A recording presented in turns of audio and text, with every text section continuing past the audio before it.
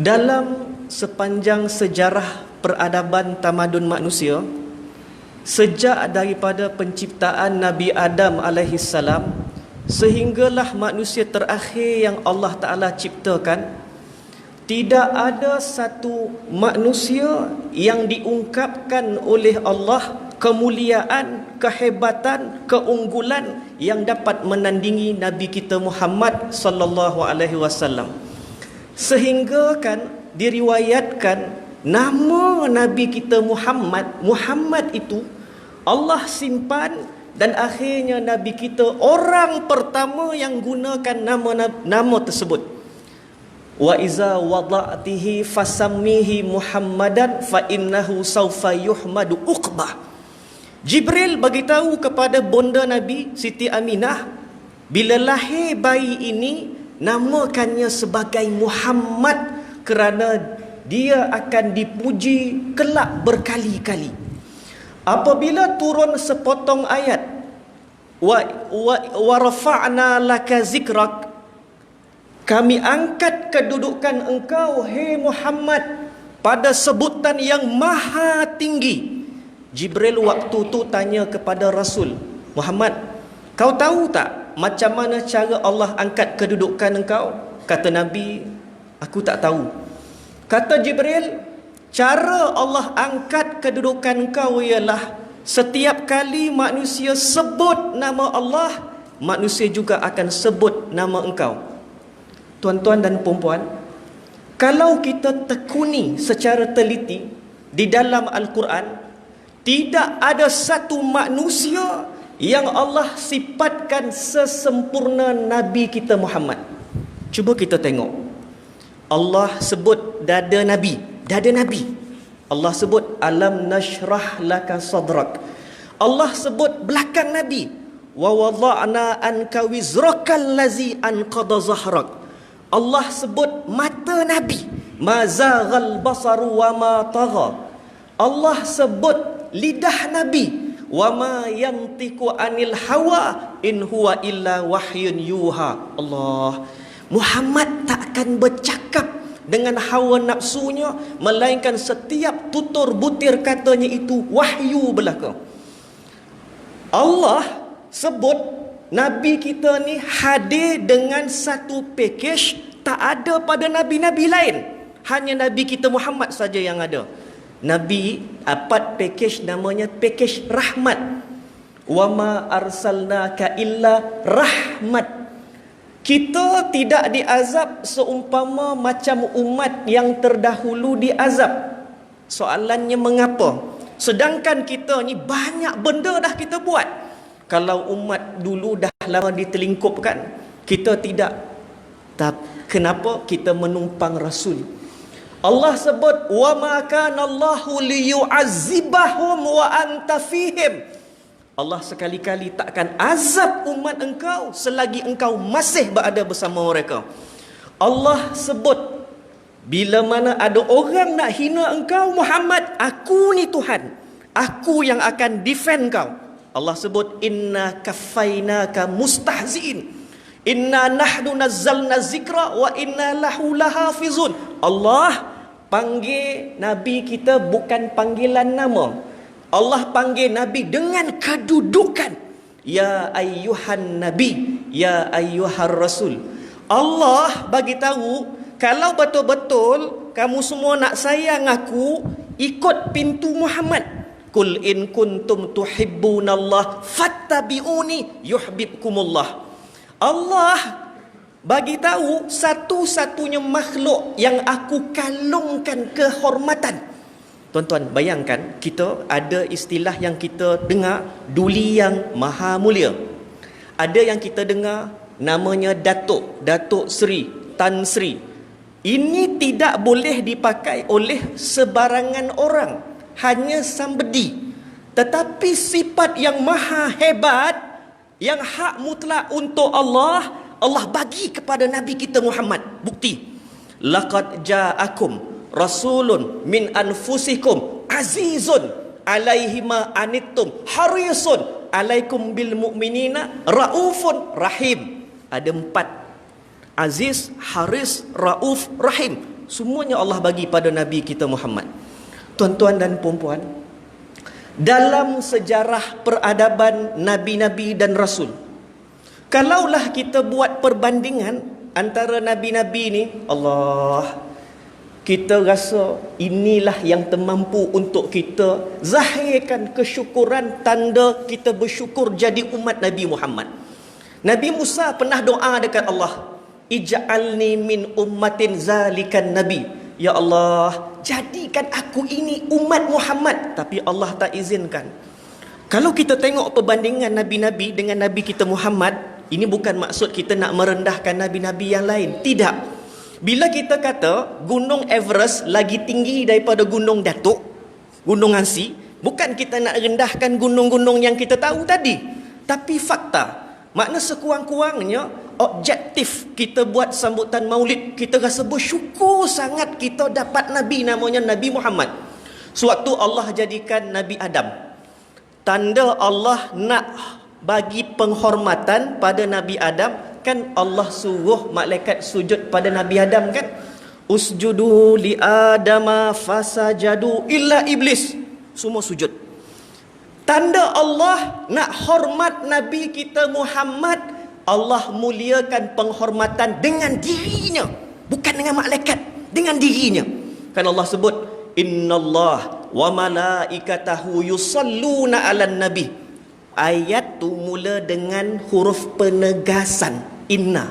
Seakan-akan Allah nak bagi tahu, aku ni betul-betul aku nak bagi tahu, aku pun muliakan Muhammad, malaikat pun muliakan Muhammad, maka orang yang beriman dan seluruhnya wajib berselawat dan muliakan Muhammad. Sebab itu bila kita tengok kan Nabi Musa alaihi salam ni terkenal dengan gelaran kalimullah. Direct dia cakap dengan Allah, bercakap direct dengan Allah. Nabi Musa bila bermunajat dengan Allah, waktu tu bermunajat di tempat yang tinggi, Bukit Sinai. Nabi kita Muhammad munajat dengan Allah nun atas lagi daripada arash. Sewaktu Nabi Musa nak bermunajat dengan Allah, waktu tu Allah kata, kalau kau wahai Musa nak bermunajat, nak bercakap dengan aku, buka kasut kau sekarang, ikhlaq nak like. Sebab dalam kawasan lembah suci, bilwadil muqaddasi tuwa, Nabi kita Muhammad menghadap Allah. Allah tak perintah pun Nabi buka kasut atau sepatu Nabi. Nabi Musa alaihi salam bila nak bermunajat dengan Allah, Allah suruh buat preparation, buat persediaan. Tapi Nabi kita Muhammad tanpa disedari, top-top Jibril bawa dalam peristiwa Isra' Mi'raj, tanda Allah terima Nabi seadanya. Nabi Musa alaihi salam punya tongkat. Bila pengikut baginda tidak ada air untuk diminum, kan Nabi Musa ambil tongkat, Nabi Musa ketuk batu, fanfajarat min husnata asyrata aina. Batu tu boleh terpancar 12 mata air. Nabi kita Muhammad tak perlu tongkat, tapi ada air yang keluar daripada celahan jari jemari baginda Nabi sallallahu alaihi wasallam. Kita ada tongkat sakti macam tu. Di masjid tak ada air, kita ambil tongkat, kita ketuk pilih air tu, kalau keluar air makna sama makam lah kita agak-agak tu. Saya ingat tuan-tuan, dalam kitab hadis Syama'il Muhammadiyah, susunan Imam Tirmizi sebut, ni cerita pasal sifat Nabi, rambut Nabi. Satu hari sahabat cerita, kami dengar Rasulullah ni bercukur rambut. Sahabat ni tuan-tuan cepat-cepat dia berlari pergi kepada Nabi, minta izin nak dapatkan rambut Nabi. Semua berebut. Ada seorang sahabat namanya Sayyidina Khalid ibn Walid, lambat tahu. Khalid pergi jumpa Nabi, dah tak ada rambut Nabi. Tapi dia cari, rupanya ada sehelai rambut Rasulullah. Dia ambilnya rambut tadi, kemudian dia letakkan dalam topi perang. Kata Khalid ibn Walid, demi Allah, semenjak daripada hari aku letakkan rambut Nabi dalam topi perang aku, maka tidak ada satu peperangan yang aku pimpin melainkan semuanya menang. Rambut Rasulullah berkah. Kita pernah gunting rambut dekat kedai? Pernah ke kita gunting rambut dekat kedai? Sebelum rambut kita menyembah muka bumi, kawan-kawan kita berebut ambil rambut kita? Tak ada. Peluh Rasul, peluh Nabi. Ada seorang wanita Ansar bawa satu botol kecil, jumpa Nabi. Wahai Rasulullah, kata Nabi, boleh. Saidina Abu Ayyub Al-Ansari, beruntung beliau, sebab menjadi rumah pertama yang Nabi singgah dalam peristiwa hijrah.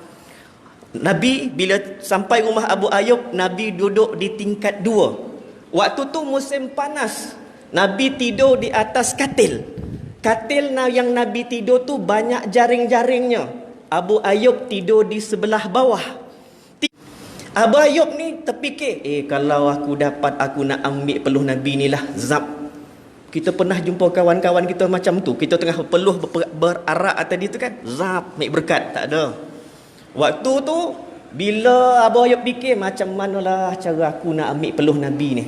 Kebetulan peluh Nabi bercucuran. Abu Ayyub standby dekat bawah, dia buka mulut dia nak telan peluh Nabi. Kita dengar kisah kan, ada sahabat telan darah bekam Nabi. Tak pernah kita jumpa dalam hidup kita, habat dalam hidup kita, ada orang jumpa kita, ustaz, nak peluh ustaz boleh? Tak ada. Kita pakai baju pagoda kan, berlenjap tadi, ketiak kuning, orang nakkan peluh kita. Boleh. Kita buka baju pagoda, letak dalam botol. Tak ada. Rasulullah cuba tengok Nabi punya jari, hujung jari Nabi. Satu ketika ada orang musyrikin cabar Nabi Muhammad, kalau kau dapat belah bulan itu sekarang, kau dapat belah bulan, confirm kami masuk Islam. Rasulullah senyap je. Nabi ni bukan orang yang gopoh. Nabi tak suka keluar statement, melainkan kalau tu betul-betul wahyu baru Nabi keluar.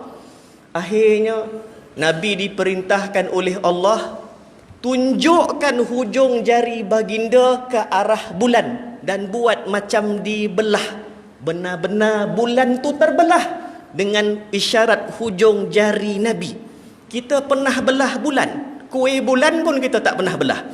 Nah, jari jemari Rasulullah kan, jari jemari Nabi. Dalam satu peperangan, ada sahabat-sahabat ni datang kepada Nabi. Sahabat ni mengadu, Rasulullah, kami ni haus sangat, perang ni, air tak cukup, nak buat macam mana? Kata Rasul, baik, kumpulkan saki baki air yang ada, letak dalam kendi bekas minuman aku. Bila dikumpulkan, masih lagi tak cukup air. Akhirnya sahabat kata, demi Allah, kami tengok Rasulullah letakkan sebahagian jari jemari Nabi, letak di dalam bekas kantung bekas minuman Nabi, dan kami tengok ada air yang keluar dalam celahan jari jemari Rasulullah. Kita cuba try. Kolam kita kalau kering, letak jari jemari kita, kalau keluar air tu, hebatlah tu. So teringat minuman yang air yang keluar tadi letak dalam bekas Nabi tu, rupanya dalam sejarah menyebut ketika itu satu bekas yang diletakkan air tadi tersebut dapat menampung minum hampir 1,000 orang tentera Islam ketika itu. 1,000 tuan-tuan. Pelik tu mukjizat Nabi. Kalau bab makanan, saya ingat waktu yang berlaku dalam perang Khandaq. Dalam perang Khandaq ni ada bila Rasulullah sedang pecahkan batu, dia perang parit, nak gali parit kan, Nabi hentak batu, pap. Tiba-tiba datang seorang sahabat pergi kepada Nabi. Dia kata, Muhammad, aku ni dah berhari-hari tak makan, jadi aku nak dakwa kau ni memang bukan pemimpin yang baik. Kalau kau seorang pemimpin yang baik, kau akan cari makanan untuk kami sebagai pengikut kamu. Tapi kami ni lapar. Nabi senyap je. Kau tak buat apa-apa tindakan Muhammad. Nabi senyap je. Sahabat tu berlari pergi tempat lain. Rasulullah hentak lagi batu. Jabir bin Abdullah datang kepada Nabi. Tengok ketika Nabi hentak batu, di sebalik baju Nabi tu ada benda yang bergerak. Kita benda bergerak tu bukan batu, tapi memang asli perut kita. Akhirnya bila bergerak, Jabir tanya, Rasul, apa di sebalik baju tuan? Nabi senyap. Nabi ni style tak suka susahkan sahabat. Bila dipaksa barulah Rasulullah bagi tahu ada batu yang mengikat perut aku wahai Jabir. Sebab tadi yang datang tak puas hati dengan Nabi, dia tunjukkan yang dia ni perutnya diikat dengan sebiji batu. Sebab tanda dia ni dah lama sangat tak makan, lapar, nak hilangkan kembung perut, letak batu. Tak pernah kita letak batu kan, sahabat buat. Jadi dia tak puas hati, dah sampai letak batu pun tak ada siapa yang nak tanya dia, penat, lapar semua bagai. Akhirnya bila Rasulullah buka baju Nabi, alangkah terkejutnya Jabir bin Abdullah, perut Nabi diikat dengan 3 biji batu. Sahabat tak puas hati tadi 1 biji batu. Jabir tengok dengan mata kepala, diikat perut Nabi 3 biji batu, tapi Nabi tak pernah bising. Jabir balik rumah, sembelih anak kambing, lencop lah, tak tahulah masak kari ke masak gulai, wallahu alam. Lepas tu dipanggilnya dipanggilnya Rasulullah, patah balik. Bila jumpa Nabi, Jabir bisik, Rasulullah, lepas ni tuan datang rumah saya ya. Orang rumah saya dah masak dah ni, masak kambing dah ni. Tuan datang. Tiba-tiba Rasulullah bangkit berdiri di tengah-tengah orang Islam yang lain. Nabi buat announcement, wahai sahabat-sahabatku, lepas ni dah selesai, kita pergi rumah Jabir. Jabir sediakan makanan, kita makan kat rumah Jabir. Pucat lesi muka kawan tu. Sebab dia buat untuk Rasulullah. Macam ada orang buat untuk seseorang, untuk ustaz. Ustaz tu dibantai, dia bawa satu jemaah, satu masjid datang ke rumah orang tu. Pening kepala dia. Akhirnya bila Rasulullah pergi rumah Jabir, Nabi sendiri yang bagi makan kepada sahabat-sahabat. Diriwayatkan sahabat ketika itu tidak kurang daripada 500 orang. Dan Nabi bagi makan asal untuk Nabi, Jabir, isteri dan 2 orang anak, tapi boleh cukup sampai 500 lebih orang sahabat makan. Kan Nabi kan buat style dekat, bila ambil makanan Nabi tak buka penutup di atas. Kita boleh buat style macam itu. Tiba-tiba nampak macam makanan tak cukup, tutup, jangan buka. Tapi kalau tak menjadi tu, wallahu alam. Jabir bin Abdullah. Sebab tu tuan-tuan, bila kita tengok Rasulullah ni hebat orang dia. Nabi ni kita tahu tadi rahmat. Kan kita punya tema menyantuni umat, menyantuni umat, membawa rahmat. Rahmat, wa ma arsalnaka illa rahmatan lil alamin. Rahmat, maksud dia Nabi ni jenis orang yang kalau Nabi tiada dirasai, kalau Nabi ada dihargai sungguh-sungguh. Tak macam kita. Kalau kita tak ada, alhamdulillah orang kata. Kalau kita ada, na'udzubillah orang sebut. Rasulullah tidak. Nabi ni bawa rahmat. Rahmatnya Nabi ni bukan sekadar dirasai oleh orang Quraisy, tapi seluruh bangsa Arab, seluruh manusia, hatta tumbuh-tumbuhan, binatang dan pokok kayu-kayan, gunung semua. Kita semua dengar kisah kan, dalam masjid Nabi ada Nabi bila berkhutbah, Nabi bila bagi tazkirah, bila berceramah kan Nabi bersandar dengan tunggul kurma. Ramai kita dah dengar kisah tunggul kurma. Tunggul kurma tidak bernyawa, tidak berakal, tidak punya perasaan. Kita tengok macam mana rahmat Nabi. Nabi satu ketika, sahabat-sahabat ni dah ramai, yang di belakang Nabi tak nampak muka Nabi. Jadi sahabat ni buat satu member untuk Rasulullah berkhutbah. Dalam masjid Nabi ada 2 member. Satu member Nabi berkhutbah, bagi tazkirah, ceramah. Satu lagi member digunakan oleh sahabat-sahabat yang lain nak puji Allah dan Rasul, mendeklamasikan syair dan bentuk-bentuk dia punya apa. Kan kalau kita dengar syair zaman sekarang ni, qasidah lah. Dia punya indah bahasa dia. Sehinggalah zaman Imam Busiri. Imam Busiri kan buat amin tazakkuri jiranin bizi salami mazajtada ma'anjara min muqlatin bidami amhabbatir rihum min tilqa'i kazimatin wa awmadal barku fil zalma'i min idami yalaimi fil hawal uzri. Panjang top. Kalau kita dapat menguasai bahasa Arab, indah sangat. Sebab itu diperuntukkan satu member untuk sahabat ni tadi mendeklamasikan syair. Rasulullah bila duduk atas member, Nabi pun bagi tazkirah. Tiba-tiba sahabat kata, demi Allah kami dengar ada suara budak menangis. Kami cari tak jumpa. Tiba-tiba Rasulullah turun daripada mimbar, Nabi pergi dekat tunggul kurma. Kami dengar tunggul kurma itu bersuara, "Wahai Rasulullah, sewaktu Tuan berceramah dulu, Tuan gunakan saya sebagai tempat bersandar. Tetapi bila sudah ada mimbar, Tuan tinggalkan saya. Ketahuilah wahai Rasul, saya tak mahu berpisah dengan engkau wahai Rasulullah." Tengok tuan-tuan, tunggul tak ada nyawa tapi berperasaan hidup dengan sentuhan rahmat dari Nabi. Nabi satu ketika pergi ke atas gunung Uhud. Nabi berdiri di samping dengan Abu Bakar. Nabi pandang gunung Uhud, Nabi kata, "Yuhibbuna wa nuhibbuhum." Gunung ni kasih kepada kami, kami pun kasih kepada gunung. Tuan-tuan tengok rahmat Nabi. Bila Nabi sebut macam tu, gunung Uhud yang besar boleh bergegar. Dengar lantunan kasih daripada Nabi. Kita pun kalau dengar orang perempuan cantik cakap I love you, sayang dekat ustaz, kita pun bergegar hati kita. Bayangkan Nilofa cakap, "Ustaz Firdaus, sayang kat ustaz." Ustaz juga, tapi jiwa tu bergegar juga. Satu ketika Rasulullah pergi dekat ladang unta. Nabi tengok ada seekor unta diikat kakinya. Nabi kata, "Buka ikatan kaki unta." Nabi suruh buka, sahabat tak nak buka. Bila dipaksa baru sahabat ni buka. Sahabat ni kata, "Bukan sengaja aku ni wahai Rasulullah nak ikat. Sebab unta ni liar. Kalau dibuka, unta ni dia sondol lain macam orang keliling." Nabi berkata, "Buka." Bila dibuka, sahabat ni dah risau dah. Sebab unta ni bangkit dan meluru kepada Nabi. Apa yang unta ni buat mula-mula? Bila sampai pada Rasulullah, ini binatang cium kaki Nabi. Kemudian membisikkan sesuatu di telinga Nabi. Akhirnya Nabi faham dah, unta dah repot pada Nabi. Habis dah. Kita tak pernah dengar lembu repot dekat tuan nu. Kita jangan buat macam tu, statement macam tu.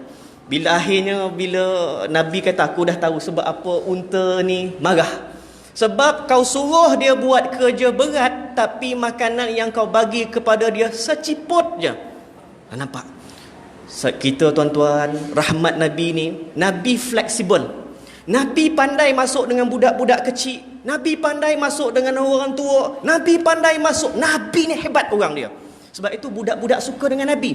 Hasan dengan Husain, satu ketika Nabi tengah sujud sembahyang. Sebelah Nabi ada Sayyidina Umar. Hasan Husain duduk belakang Nabi, tengah sujud, tunggang Nabi. Dung dung dung dung dung dung dung. Kita bayangkan, ada orang yang very very important, VIP datang masjid kita. Tiba-tiba cucu pengurusi masjid duduk belakang tengkuk orang tadi. Agak-agak apa kita nak buat? Sudah parah. Omar tengok macam mana ni. Takkan nak dimarah cucu Nabi. Macam mana? Nabi biarkan je. Akhirnya dah selesai semua. Nabi bangkit tahiyat, Nabi bagi salam. Nabi cepat-cepat peluk Hasan dengan Husain. Nabi pandang Omar, Nabi kata, "Siapa sakiti Hasan dengan Husain, ertinya sakiti aku." Satu ketika Nabi berdiri atas mimbar, Nabi berkhutbah. Cucu Nabi ni sayang dekat Nabi. Budak-budak ni sayang dekat Nabi. Siapa saja suka dekat Nabi. Nabi tengah khutbah tuan-tuan. Tiba-tiba Hasan Husain berlari daripada belakang. Atuk. Husain pergi meluru dekat Nabi. Nabi peluk. Nabi pegang Husain di sebelah kiri sambil berkhutbah. Tiba-tiba Sayyidina Hasan tak puas hati. Ini tidak adil. Apa pasal adik yang kena dukung, abang tak kena dukung sama? Dia pergi meluru kat Nabi. Nabi pun ambil. Pegang dua-dua cucu Nabi, Hasan Husain, ketika berkhutbah di atas. Pernah jumpa khatib khutbah pegang cucu macam tu? Tak pernah Rasulullah. Tapi kita jangan buat macam tu tuan-tuan. Nak cerita itu naik Nabi. Begitu juga Rasulullah satu ketika Nabi jumpa Sayyidina Husain, Nabi cium leher beliau. Nabi cium leher Sayyidina Husain. Kemudian Nabi jumpa Hasan, Nabi cium pipinya Sayyidina Hasan. Sayyidina Husain tak puas hati. Ini tidak adil. Apa pasal abang dapat cium pipi, adik cium leher? Sayyidina Husain pergi jumpa Fatimah, ibu dia. Kenapalah atuk tu dia apa cium abang sebelah pipi, adik dicium kat leher. Fatimah ni serba salah. Jumpalah Rasulullah, wahai Rasulullah, wahai ayah. Cucu ayah tak puas hati yang Husain, dia kata abang dicium sebelah pipi, dia dicium sebelah leher. Katanya tak adil. Tuan-tuan tengok, kata Nabi panggil, sayang, mari sini sayang. Ya ayah, aku cium Husain di sebelah lehernya kerana di situlah tempatnya satu hari nanti dia akan mati. Dipancung kan Sayyidina Husain. Aku cium di sebelah pipinya si Hasan kerana di situlah punca nanti dia akan mati. Kan diracun, keluar buih banyak di mulut Sayyidina Hasan. Tengok, Rasulullah dah bagi tahu, menangis Sayyidina Fatimah. Kita tak tengok tuan-tuan dalam rumah tangga Nabi. Nabi ni ya Allah appreciate, menghargai isteri-isteri Nabi. Tapi isteri-isteri Nabi memang Nabi hargai. Bila satu ketika Nabi pergi rumah Aisyah, Aisyah waktu tu buat air letak garam. Aisyah buat air letak garam. Nabi baru balik perang, bukan balik melantun menoreh, balik perang, penat. Tengah penat-penat duduk, Aisyah buat air letak garam. Terletak garam, bukan sengaja, terletak. Macam mana ekspresi muka Nabi? Nabi minum je. Kalau kita baru balik daripada ceramah, orang kita berdengar ceramah, balik pada kelas, orang rumah buat air, agak-agak apa bahasa kita? Awak dah nikah dengan saya tahun dah. Tapi tak, Rasulullah minum, hargai. Tuan-tuan tahu kan macam mana Aisyah ni tahu yang air tu letak garam. Bila Nabi macam seakan-akan nak habiskan air tu, sebab Rasulullah ni orangnya romantik. Kalau Nabi minum di samping isteri Nabi, Nabi takkan habiskan air tu. Nabi akan bagi sikit baki air kepada isteri yang di sebelah. Boleh amalkan? Tengok, boleh amalkan nanti kan dekat suami. Jadi bila minum nak habis, Aisyah terfikir, kenapa Rasulullah ni nak habiskan air ni Aisyah nak Rasul ni marah dekat aku ke? Aisyah pergi dekat belakang Nabi, Aisyah picit belakang Nabi. Rasulullah marah ke dekat Humairah? Humairah ni kemerah-merahan, sebetulnya si comel ni marah ke? Nabi kata tak marah. Kalau tak marah, kenapa Rasul tak bagi air tu untuk dinda, untuk sayang? Nabi kata nak air ke? Nak. Nabi pun bagi. Bila minum, terkeluar balik air tadi. Sebab time tu barulah Aisyah tahu air yang dia buat, dia letak gula asal, rupanya tersalah, dia letak garam. Nabi tak pernah marah. Isteri nombor 2 Nabi namanya Saudah. Diriwayatkan, dia banyak khilaf kan Ummu Saudah. Maka yang sebahagian kata Nabi nikah dengan Saudah waktu tu Ummu Saudah 79 tahun. Isteri nombor 2 Nabi 79 tahun. Boleh jadi pegangan tu. Maknanya siapa nak nikah nombor 2 betul-betul ikut sunnah, cari umur 79 tahun. Ada berani? Akhirnya bila Rasulullah pergi rumah Saudah, lepas tu Nabi ketuk pintu, Saudah tak dengar daripada dapur, tak dengar. Assalamualaikum, tak dengar. Kemudian Nabi buka pintu. Ni Nabi penat ni, buka pintu sendiri. Nabi pergi dapur, tengok tup-tup Saudah tengah menguli tepung. Saudah terkejut, Rasulullah dah balik. Kalau kita macam mana agak-agak, panggil tak dengar, hati penat, bengkak, marah.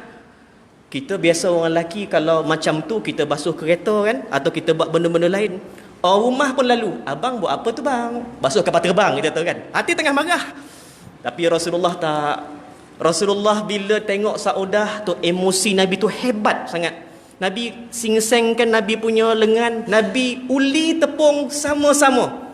Nabi ni hebat, fleksibel. Nabi faham signal-signal orang di depan Nabi. Nabi tahu apa yang berlaku di keliling Nabi. Kalau orang duduk tu, kaki dia terangkat kiri, kanan, depan, belakang, badan dia dah bergerak-gerak, tandanya apa? Tandanya berhentikan ceramah. Maka setakat itu saja pada hari ini. Saya mohon maaf kalau terkasar bahasa. InsyaAllah pada masa akan datang, jika izin, kita jumpa lagi. Sekian. Assalamualaikum warahmatullahi wabarakatuh.